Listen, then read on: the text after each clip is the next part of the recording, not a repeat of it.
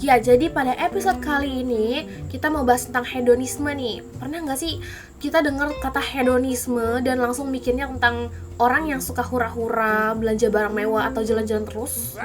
Nah, hari ini kita bakal bahas nih, apa sih sebenarnya hedonisme itu dan kenapa kadang konsep ini jadi kontroversial. Yuk, kita simak. Oke, yang pertama jadi kita akan bahas dulu apa itu hedonisme. Jadi hedonisme itu sebenarnya sebuah pandangan hidup yang bilang kalau kesenangan itu adalah tujuan utama dalam hidup mereka.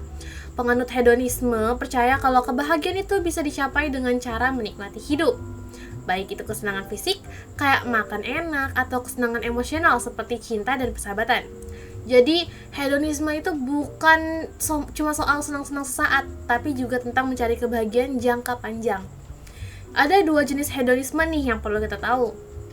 Yang pertama ada hedonisme etis, yang mengajarkan atau menekankan bahwa mencari kesenangan itu adalah hal yang moral atau benar untuk dilakukan.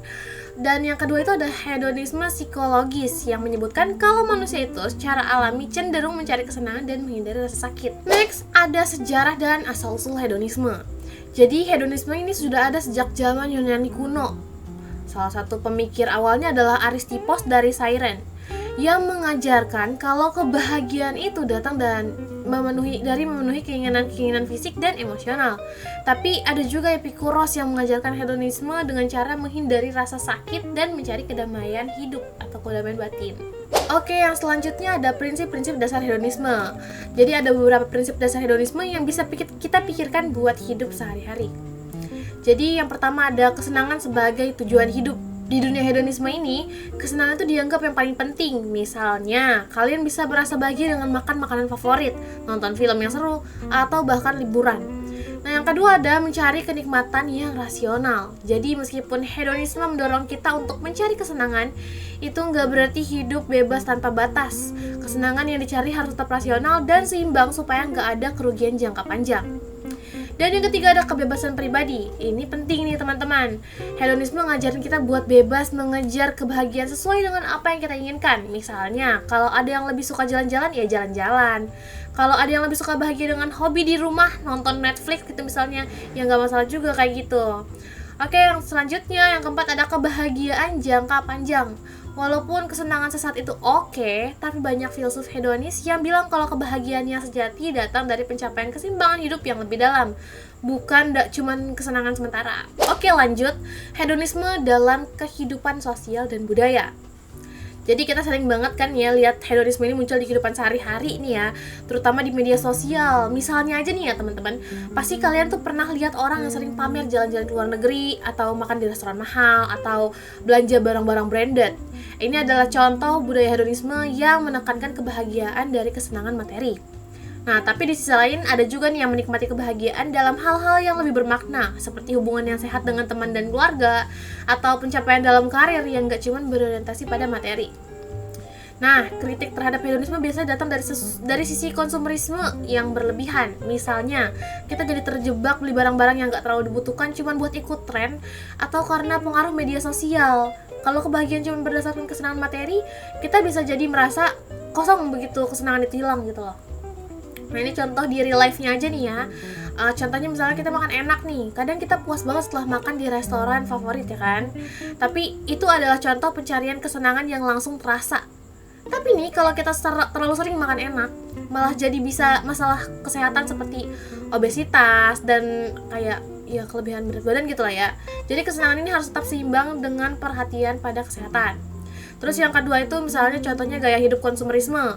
Teman-teman pasti sering nih lihat orang beli barang mahal cuma karena ingin dianggap keren atau untuk pamer di medsos.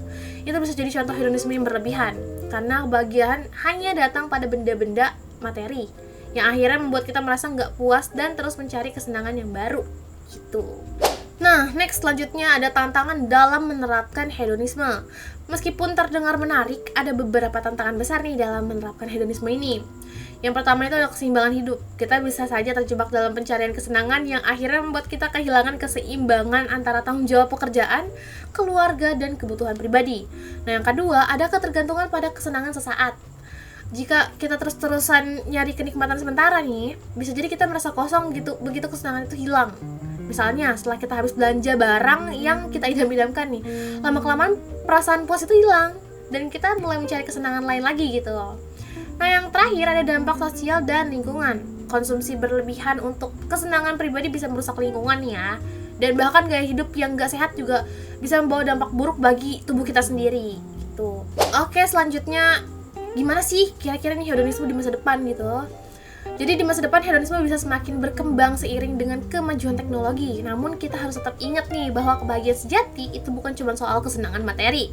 Kebahagiaan juga bisa datang dari pencapaian pribadi yang lebih bermakna dan dari kontribusi positif kepada orang lain.